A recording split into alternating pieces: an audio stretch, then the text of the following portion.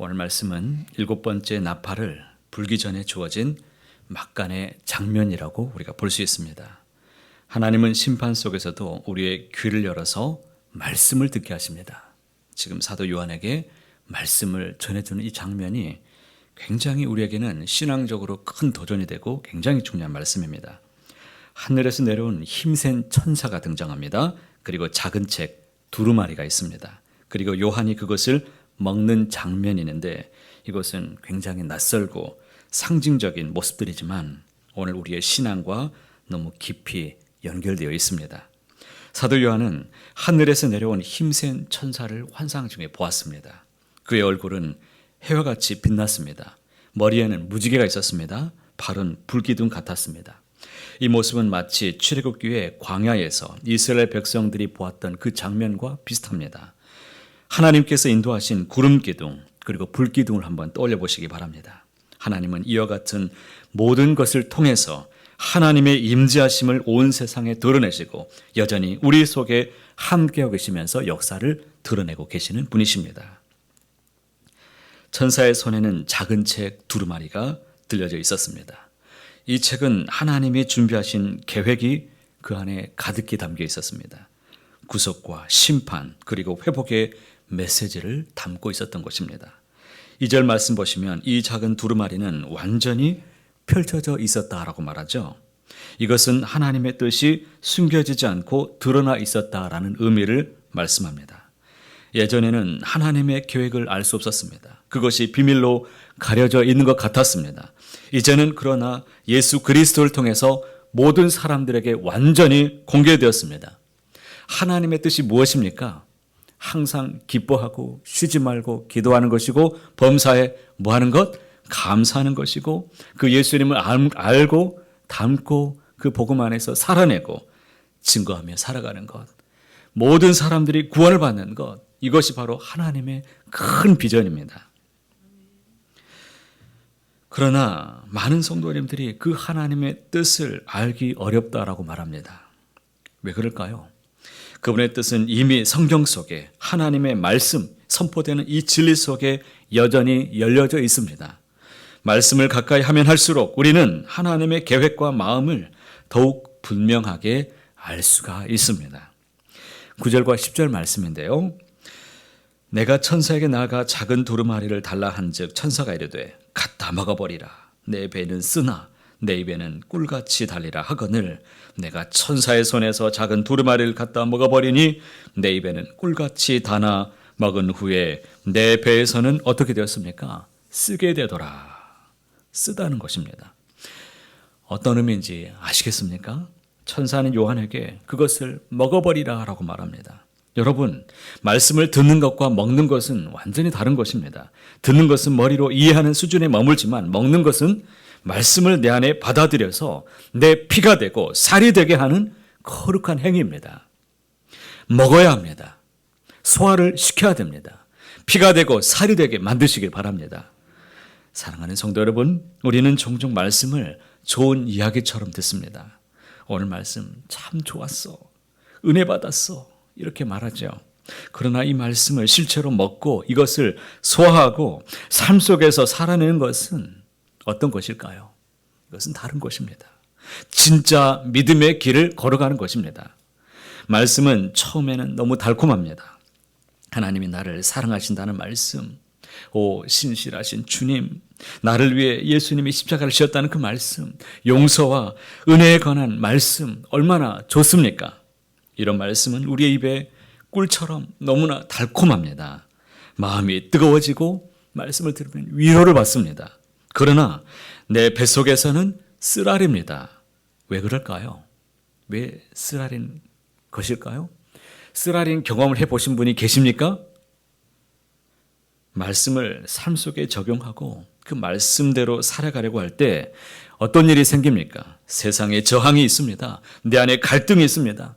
이것을 그렇게 해야 되는가? 고통을 경험하기 때문에 내 뱃속에는 쓰라린 것입니다.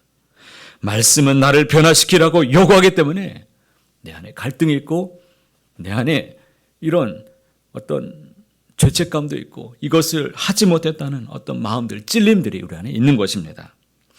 우리는 처음 신앙생활을 시작할 때는 말씀을 듣는 것이 기쁘고 달콤합니다. 그러나 말씀대로 살기 위해서 그것을 결단할 때는, 그리고 믿음으로 연단할 때, 또 인내할 때 우리의 뱃속에는 쓰라린 경험을 하게 됩니다.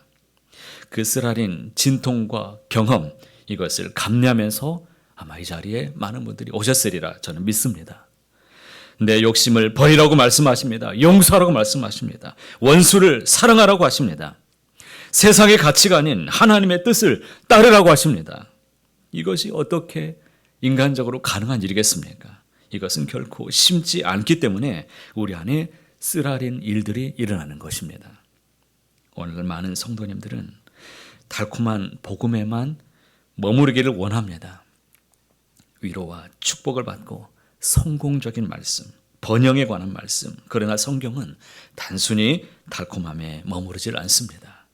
말씀은 온전히 우리가 받아내면 우리의 죄가 내 속에서 다 드러나게 되는 것을 보게 됩니다. 순종과 희생을 주님 앞에서 요구받게 되는 것입니다. 때로는 손해보고 외롭게 서야 될 때도 있습니다. 하지만 이 쓰라림은 결코 우리를 힘들게 하기 위한 것이 아닙니다. 믿으시기 바랍니다. 오히려 우리를 정결하게 하고 주 앞에 서게 하고 우리를 성장시켜주고 하나님의 형상으로 나를 회복시켜주는 놀라우신 복되신 말씀이 된다는 것입니다. 사랑하는 성도 여러분, 혹시 지금 말씀 때문에 겪는 쓰라림이 있으십니까? 말씀대로 살려다 보니 억울함과 오해도 있고 외로움을 느끼고 있는 부분이 있으십니까? 그러나 꼭 기억하시기 바랍니다. 말씀의 쓰라림을 끝까지 견뎌내는 그 자들에게는 더 큰 기쁨과 승리가 우리에게 반드시 기다리고 있다는 것입니다. 입의 달콤한 말씀은 우리를 위로해 주지만 배의 쓰라린 말씀은 우리를 더욱 새롭게 만들어줍니다. 하나님은 요한에게 말씀하셨습니다. 11절 같이 함께 읽어보겠습니다. 그가 내게 말하기를 내가 많은 백성과 나라와 방언과 임금에게 다시 예언하여야 하리라 하더라. 다시 예언하여야 하리라. 요한아, 이 말씀을 먹어라. 이 말씀 너에게는 쓸 것이다. 그러나 다시 너는 임금과 방언 모든 나라 가운데 이 말씀을 예언해야 될 것이다. 전해야 된다는 말씀이죠. 말씀 먹은 사람들은 그 말씀을 전해야 되는 사명을 받게 됩니다. 우리도 마찬가지입니다. 말씀을 듣고 은혜 받았어. 새벽에 너무 좋았지. 여러분, 그곳에 멈추지 않습니다. 말씀은 우리를 변화시키고 우리를 통해 세상에 증거되기를 주님은 우리에게 원하고 계십니다. 이것이 오늘 우리에게 주시는 도전입니다. 말씀을 듣고 소화해내시고 삶에 적용하시고 그것을 이웃과 세상에 증거하는 삶이 우리에게 있기를 바랍니다. 세상은 달콤한 것을 원합니다. 그러나 말씀은 달콤하면서도 여전히 쓰라립니다. 이 쓰라림은 우리를 정결하게 하고 성장시켜 주시고 하나님의 뜻에 복종시켜 주시는 놀라운 은혜가 있습니다. 쓰라림 이후에 오는 열매가 반드시 있을 것입니다. 그러니 말씀을 온전히 새겨서 소화시켜 나가시길 바랍니다. 그냥 듣고 지나가지 마시고 말씀을 삶으로 삼으시길 바랍니다. 쓰라림을 두려워하지 마십시오. 그 속에 진짜 생명의 길이 저와 여러분에게 반드시 있게 될 것입니다. 순종의 길을 걸어가시길 바랍니다. 끝까지 말씀을 붙들 때 그 주님은 놀라운 열매를 우리의 삶 속에, 우리의 가정에, 우리의 자녀들의 삶 속에, 우리의 나라에, 우리 교회가 복이 있는 삶이 되어질 것입니다. 사랑하는 성도 여러분, 하나님은 늘 우리에게 그러나를 준비하십니다. 내 삶이 막막합니다. 그러나 하나님의 말씀이 길을 만들어 줄 것입니다.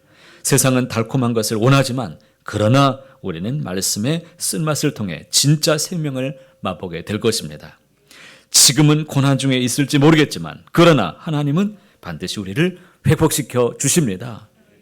오늘도 주 안에서 복되고 말씀으로 형통한 날 다 되시기를 주님의 이름으로 간절히 소원합니다.